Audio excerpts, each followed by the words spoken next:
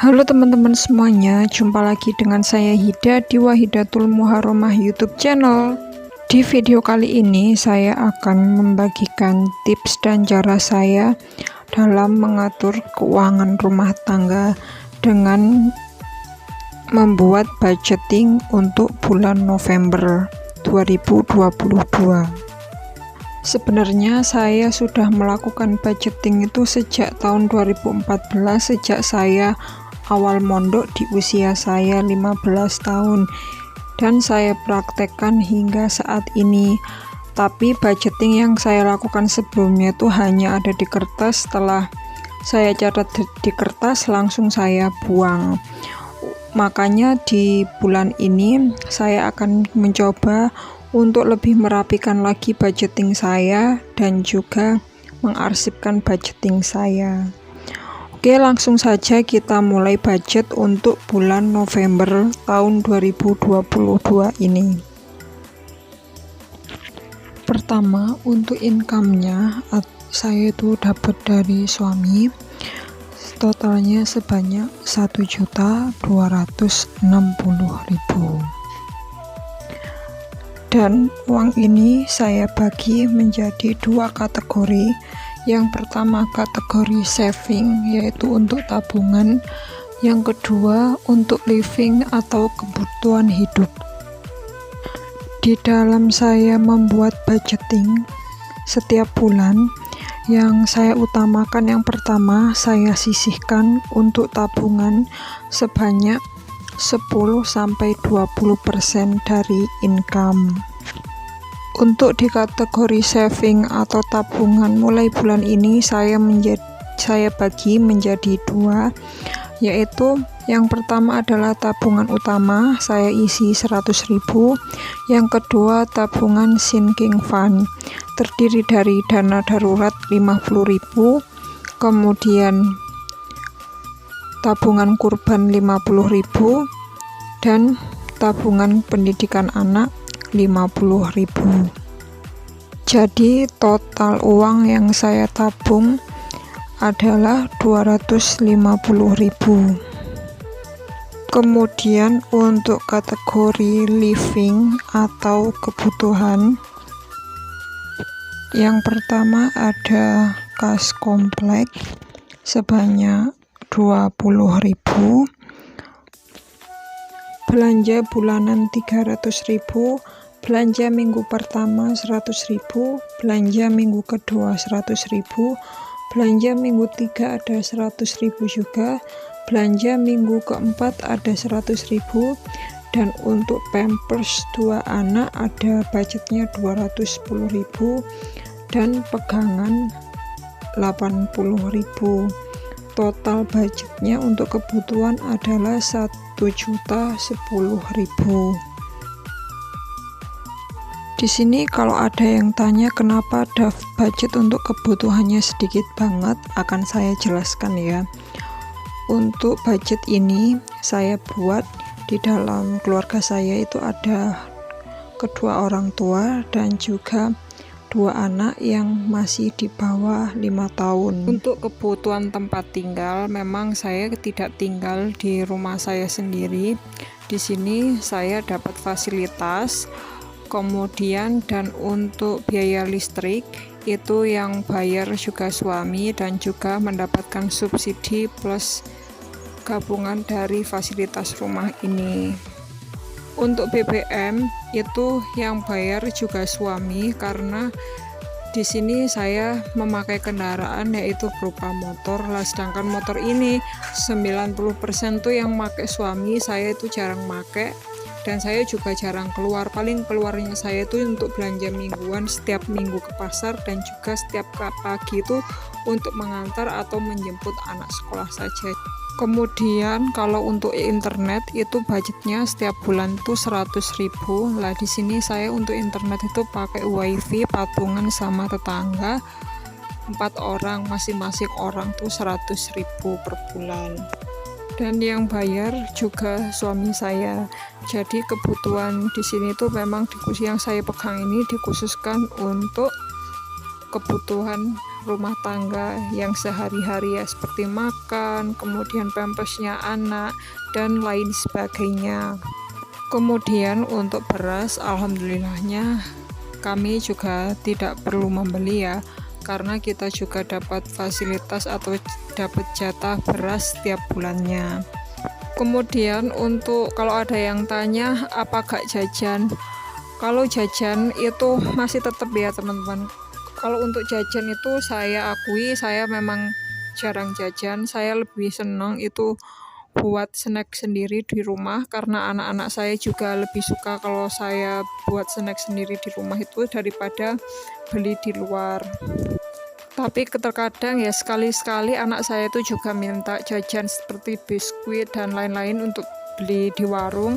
Jadi kalau untuk jajannya anak yang jarang itu saya ambil dari uang pegangan 80.000. Uang pegangan ini juga saya gunakan biasanya untuk sedekah, kemudian juga untuk menambah kebutuhan yang kurang. Biasanya kebutuhan yang kurang tuh biasanya belanja mingguan itu kadang ada yang over budget atau bahkan budgetnya kurang. Lah kekurangan budget itu ditutup dari uang pegangan ini. Kemudian setelah kita membuat budget, kemudian kita buat tabel atau kolom untuk evaluasi budget. Evaluasi budget ini bisa dilakukan di pertengahan bulan atau di akhir bulan atau juga di setiap minggu. Gunanya adalah untuk mengontrol pengeluaran kita, mana yang bisa ditekan dan mana yang bisa ditambah gitu ya. Di kolom atau di tabel evaluasi budget ini ada item dan juga budgetnya berapa, kemudian yang terpakai berapa dan sisanya berapa. Misalnya nih di akhir bulan ada sisanya itu bisa kita masukkan ke dalam tantangan menabung atau ke dalam tabungan kita. Setelah membuat evaluasi budget, kemudian saya membuat budget tracker, yaitu budget tracker ini digunakan setiap kita membeli barang atau kita membayar apapun, kita catat nama barangnya dan juga harganya, supaya kita tahu pengeluaran kita itu sudah berapa sih dan berapa uang yang kita keluarkan dan berapa sisa saldo uang kita yang ada di dompet. Untuk di kolom budget tracker ini di sini ada tanggal pembelian barang, kemudian nama barang dan juga harga tersebut. Nanti di akhir bulan kita total pengeluaran kita itu ada berapa untuk membeli barang-barang kebutuhan kita gitu ya. Di dalam saya membuat video ini saya tidak punya niatan dan maksud lain ya, tidak ada niatan pamer dan yang lainnya. Di sini niat saya adalah untuk berbagi inspirasi dan memotivasi teman-teman, dan juga untuk berbagi pengalaman saya dalam saya mengelola keuangan keluarga selama ini. Di sini teman-teman bisa mencontoh cara saya itu seperti ini, tidak harus disamakan nominal dan jumlahnya sesuai dengan yang ada di video saya. Semua itu kita sesuaikan dengan penghasilan dan juga kebutuhan kita, karena yang tahu penghasilan kita sendiri dan yang tahu kebutuhan kita juga kita sendiri. Jadi tinggal kita sesuaikan saja sesuai dengan kebutuhan kita masing-masing, karena kebutuhan setiap keluarga, setiap orang itu berbeda-beda. Setelah kita membuat budget, kemudian langkah selanjutnya kita pisahkan uangnya atau kita taruh uangnya sesuai dengan pos yang sudah kita bagi tadi di budgeting.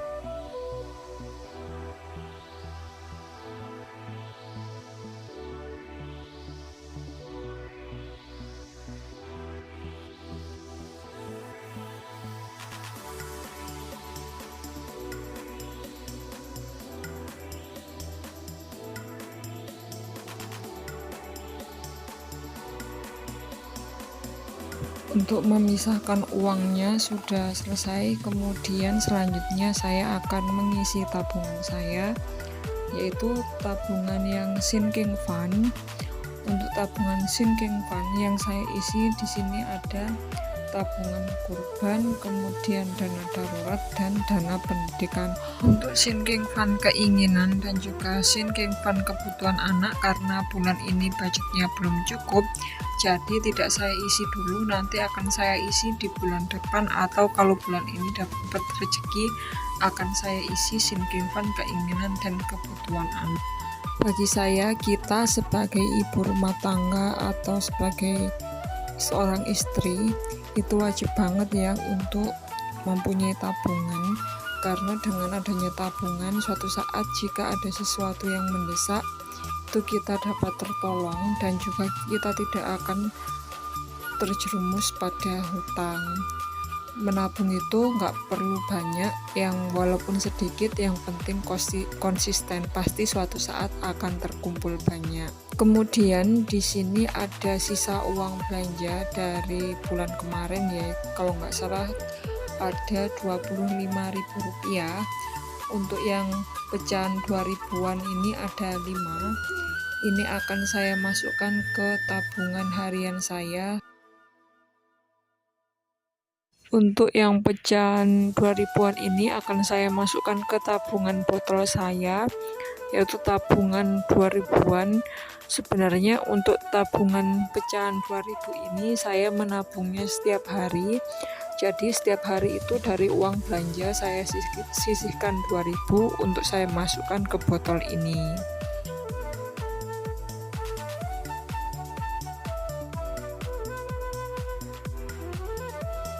Untuk sisa uang 15.000-nya akan saya masukkan ke challenge menabung menggunakan amplop ya.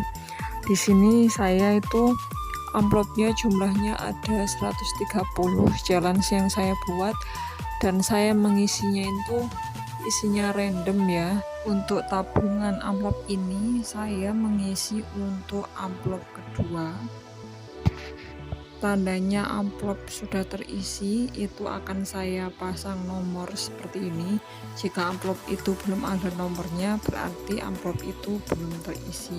Untuk tips menabung menggunakan amplop ini akan tayang setelah video ini tayang. Alhamdulillah selesai untuk bikin budgeting dan juga menabungnya. Kemudian di sini saya ada sedikit quote, yaitu rezeki itu tidak dilihat dari banyaknya nominal, tapi dilihat dari keberkahannya. Dan yang kedua, bersyukurlah atas rezeki yang Allah berikan, berapapun jumlahnya, sedikit atau banyak. Dengan bersyukur maka Allah akan menambah nikmat dan rezekimu. Sesuai dalil, la in syakartum wa azidannakum wa in kafartum inna adzabi lasyadid. Jika kalian mau bersyukur kepadaku Allah, maka aku Allah akan menambah nikmatmu, dan jika kalian kufur atas nikmatku, maka berat siksaku bagimu. Karena dengan bersyukur Allah akan menghapus kefakiran kita, dan dengan bersyukur Allah juga akan membuat hati kita lapang, sehingga kita tidak akan pernah merasakan susah. Dan juga Allah akan memberikan pertolongan kepada hambanya yang selalu bersyukur. Dan video dari saya, semoga video ini bermanfaat buat teman-teman yang sudah menonton. Jika teman-teman menyukai video ini, jangan lupa like, share, komen, dan subscribe. I'll see you in my next video. Bye bye.